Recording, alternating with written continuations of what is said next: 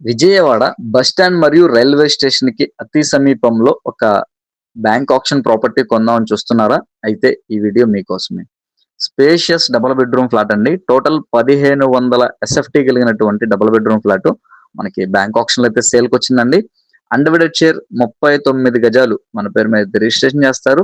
And option starting price వచ్చేసి మనకి reserve price 66 లక్షలు అండి.